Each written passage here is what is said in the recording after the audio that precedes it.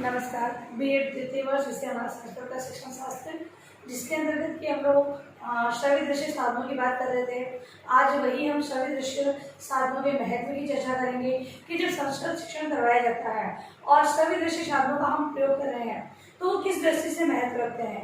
तो ऐसे ही बहुत सारी दृष्टियाँ हैं जो उसके महत्व को दर्शाती है, श्रव्य दृश्य साधनों के महत्व को दर्शाती है। ऐसे कुछ महत्व के बिंदुओं की चर्चा हम इस वीडियो के माध्यम से करने वाले हैं। पहला है संप्रेक्षण के नए माध्यम। संप्रेक्षण के नए माध्यम। संप्रेक्षण के नए माध्यम, ठीक है। तो अभी श्रव्य दृश्य साधन है वो संप्रेक्षण मतलब होता है आदान प्रदान करना, आदान प्रदान करना, ठीक है। तो आदान प्रदान करने के नए साधन हैं। सभी जानते हैं कि पहले है तो शिक्षा प्रणाली थी, गुरु उपदेश देते थे, विद्यार्थी उसका श्रवण करते थे तथा अपने व्यवहार में उसे लाते थे। लेकिन आज की जो शिक्षा प्रणाली है वो बाल केंद्रित शिक्षा प्रणाली है। बालकों के आयु योग्यता स्तर को ध्यान में रखते हुए मनोवैज्ञानिक सिद्धांतों, सामाजिक सिद्धांतों को अपनाते हुए विभिन्न प्रकार के दार्शनिक सामाजिक आधार को मतलब आधार को रखते हुए जो पाठ्यक्रम है उसका निर्माण किया जा रहा है। अब पाठ्यक्रम को और सरल जो अध्यापक है अपने शिक्षण के अंतर्गत जो शिक्षण कार्य जो करवाए वो विद्यार्थियों के समझ बहुत अच्छे तरीके से आए, उसका स्पष्टीकरण हो सके, उस हेतु श्रव्य दृश्य साधनों का प्रयोग किया जा रहा है। अब ये श्रव्य दृश्य साधन है वो इस दृष्टि से महत्व रखते हैं क्योंकि ये नए माध्यम है और नई नई जो तकनीकों का उपयोग हम कर रहे हैं विषय वस्तु की समझ विद्यार्थियों तक बनाने के लिए, तो वो क्या है अपने आप में ही महत्व रखती है। क्यों? क्योंकि विषय वस्तु स्पष्ट होगी, विद्यार्थियों के समझ में आएगी, उनके लिए रुचिकर रहेगी, तभी उसका स्थायित्व उनके व्यवहार में हमें देखने को मिलेगा। तो इस दृष्टि से महत्व रखते हैं कि संप्रेक्षण विचारों के आदान प्रदान करने का ये एक नया माध्यम है। अगला है विद्यार्थियों का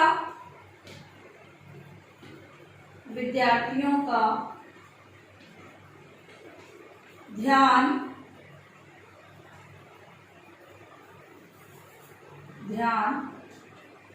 आकर्षित करने के लिए, आकर्षित तथा केंद्रित करने के लिए।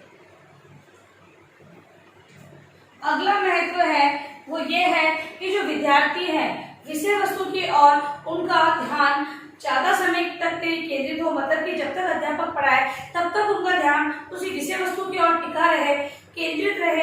इस हेतु इन सभी दृश्य साधनों का महत्व दृष्टिगत रखता है। यदि शिक्षक अपने शिक्षण को प्रभावी बनाने हेतु विभिन्न प्रकार के श्रव्य दृश्य साधनों का प्रयोग करता है, विभिन्न नई नई तकनीकों का प्रयोग करता है, तो विद्यार्थी उस जो विषय वस्तु को समझने के लिए हमेशा तत्पर रहेंगे।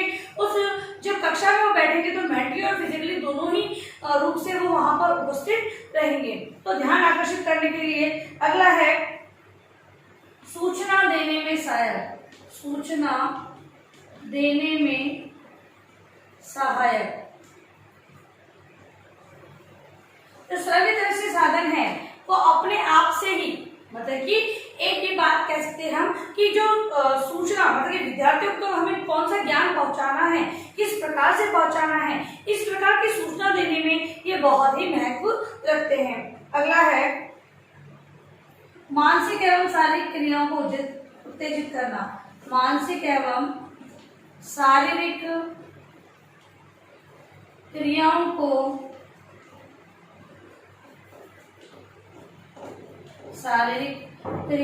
को उत्तेजित करना। अगला महत्व है कि विद्यार्थियों का मानसिक विकास और शारीरिक विकास हो। कहने का तात्पर्य ये कि अगर कोई श्रव्य दृश्य साधनों के माध्यम से एक शिक्षक जो विद्यार्थियों को पढ़ा रहा होता है तो विद्यार्थी है उस जो दृश्यों को वो देखते हैं, अध्यापक द्वारा कहे गए विषय से संबंधित जो सूचनाएं होती है उनको वो श्रवण करते हैं। अब यहाँ पर देखने और सुनने से क्या होता है कि विद्यार्थी स्वयं प्रतिक्रिया करते हैं।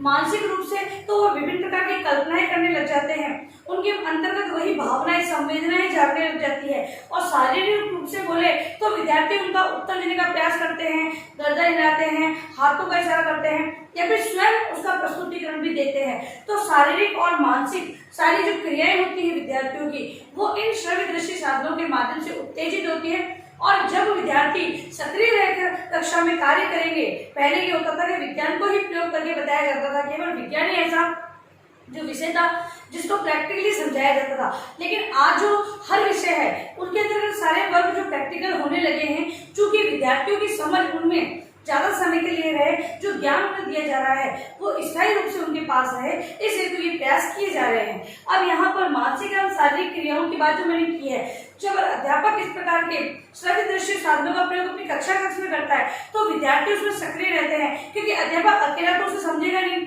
विद्यार्थियों के सहयोग से वो कार्य करता है, समझने का प्रयास करता है, कहीं कहीं पर वो क्वेश्चन मार्क भी लगाता है, क्वेश्चंस भी पूछता है। इससे क्या होता है, विद्यार्थी को जो कॉन्सेप्ट है वो क्लियर हो जाता है। तो यहाँ पर शारीरिक और मानसिक जो क्रियाएं विद्यार्थियों की होती है वो उत्तेजित रहती है। अगला है समय की बचत तथा प्राप्त ज्ञान स्थायी।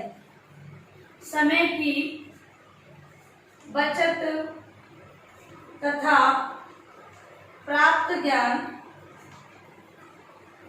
स्थायी। अगला महत्व यह है कि समय की बचत होती है। किताब में पढ़ाने से शारीरिक और मानसिक श्रम अधिक लगता है, और वही अगर किसी सहायक सामग्री द्वारा पढ़ा रहे हैं, समझा रहे हैं, तो हमें समझाने में भी कम समय लगता है तथा जो ज्ञान है वो भी स्थायी रहता है। एक तो बच्चे को आप पेड़ के बारे में सारी जानकारी दे रहे हैं, बच्चा भी समझ रहा है, किताब में से पेड़ के बारे में आप पढ़ रहे हो तो क्या करेगा, विद्यार्थी उसको सुनेगा, कहीं समझ में आएगा, कहीं नहीं आएगा।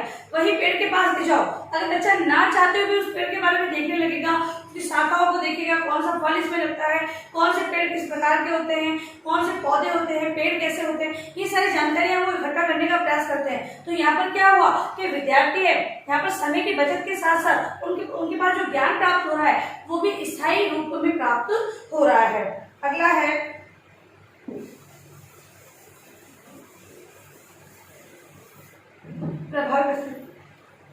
प्रभावी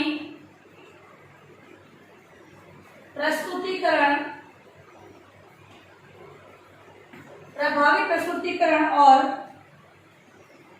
अभ्यास में सहायक। देखिए, प्रभावी प्रस्तुतिकरण, आज हम लोग आप लोगों से कहते हैं कि आप जब भी आप अपना लेसन जो है वो प्रस्तुत करें, प्रेजेंट करें, तो आप विभिन्न प्रकार की सहायक सामग्री लें। हम कहते हैं कि प्रस्तावना प्रश्न में आप चार्ट लीजिए, मॉडल लीजिए, ठीक है, मूल भाव से संबंधित आप चार्ट या चित्र बनाइए। क्यों कहते हैं, इसलिए कहते हैं ताकि आपका जो प्रस्तुतिकरण है वो बहुत ही अच्छा हो सके, इसलिए हम इन चीजों का उपयोग करने के लिए आप लोगों को कहते हैं। ठीक है, तो इस प्रकार से हमने देखे प्रभावी प्रस्तुतिकरण और अभ्यास में सहायक। अब जो प्रेजेंटेशन है वो बहुत अच्छा हो, प्रभावी हो, शिक्षक है तो अपने प्रेजेंटेशन में सारी प्रकार की जो जानकारी विद्यार्थियों तक पहुंचा सके, और विद्यार्थी जब प्रस्तुतिकरण किया जाए तो विद्यार्थियों के समझ में वो आ जाएगा।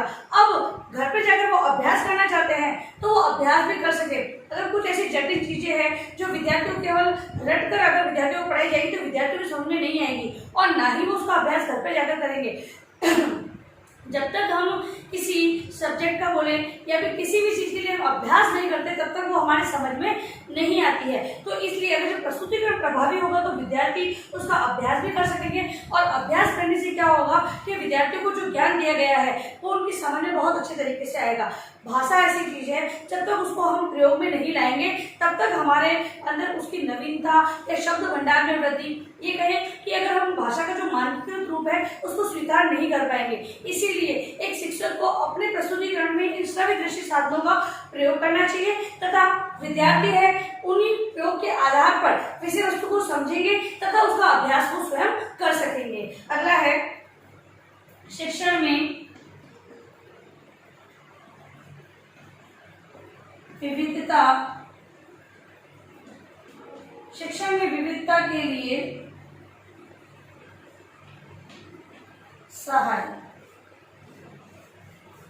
अगला है शिक्षण में विविधता। शिक्षण में विविधता कैसे, तो जो शिक्षण कार्य करवाया जा रहा है। हम कविता को पूर्ण हाव भाव से, यति गति से, उद्दीपन परिवर्तन लाते हुए हम लोग कविता का वाचन करें। ठीक है, अब यहाँ पर कविता से संबंधित कुछ चित्रों को भी हम लोग बता सकते हैं, किसी मॉडल के आधार पर भी हम लोग प्रस्तुतिकरण दे सकते हैं ना। तो अब यहाँ पर क्या होता है कि जो शिक्षण में विविधता, कविता को कविता, यानी यहाँ पर संस्कृत है तो श्लोक को गाकर पूर्ण यति गति लय को ध्यान में रखते हुए पढ़ाया जाए। ठीक है, अब अगर हम कहानी है तो कहानी से संबंधित जो उसमें वार्ताएं दे रखी है, उसमें बातचीत जो बताई गई है, उसको एक अध्यापक पूर्ण हाव भाव से बताएगा तो विद्यार्थियों को समझ में ज्यादा अच्छा आएगा। ठीक है, तो यहाँ पर अगर कविता संबंधित चित्रों को भी प्रोजेक्टर द्वारा या फिर हम चार्ट द्वारा भी बताएंगे कहानी के चित्रों को, तो विद्यार्थियों को समझ में ज्यादा आएगा।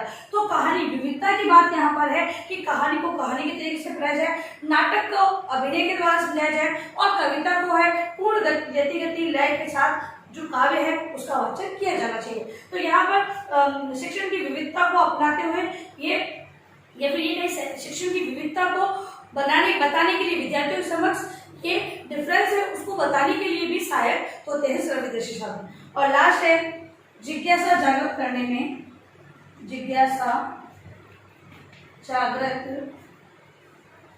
में सहायक।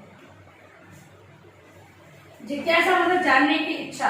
जब विद्यार्थियों को समझ कुछ नई चीजें आएंगी तो उसे समझ को प्रश्न करेंगे, अध्यापक से पूछेंगे।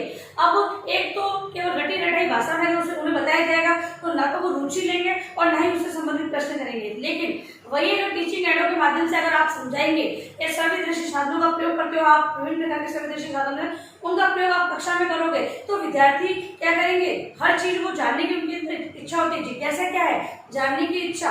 अब उनके अंदर जानने की इच्छा होती है, लेकिन आप ऐसा कोई कार्य करें जिसको वो जानने का प्रयास करेंगे। ठीक है, तो जानने के लिए वो विभिन्न प्रकार के प्रश्न करेंगे, अध्यापक उनके प्रश्नों की संतुष्टि हेतु विभिन्न प्रकार के जो वक्तव्य उसको रखेगा। अब यहाँ पर क्या होता है, विद्यार्थियों का कॉन्सेप्ट क्लियर हो जाता है। तो इन श्रव्यदर्शी साधनों का प्रयोग करना इन महत्वों को दृष्टिगत करता है जो महत्व आज हमने पढ़े हैं। तो ये हम कह सकते हैं कि श्रव्यदर्शी साधनों का प्रयोग हर एक अध्यापक को करना चाहिए क्योंकि ये इन सभी दृष्टिकोणों से महत्वपूर्ण है।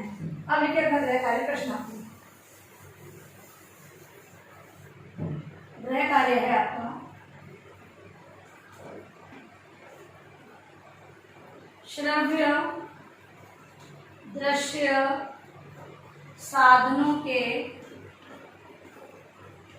महत्व को समझाइए। श्रव्यदर्शी साधनों के महत्व को आपको लिखना है अपने उत्तर पुस्तिका में अनिवार्य रूप से। और अंत में इस महामारी के दौर में कम से कम ये आवश्यक कार्य होने पर आप बाहर निकलें। यदि बाहर जा भी रहे हो तो 3 बातों का आप विशेष ध्यान रखें, मास्क लगाएं, सोशल डिस्टेंस बनाएं और हाथों को बार बार सैनिटाइज करें। सुरक्षित रहे, सभी का ध्यान रखें। धन्यवाद।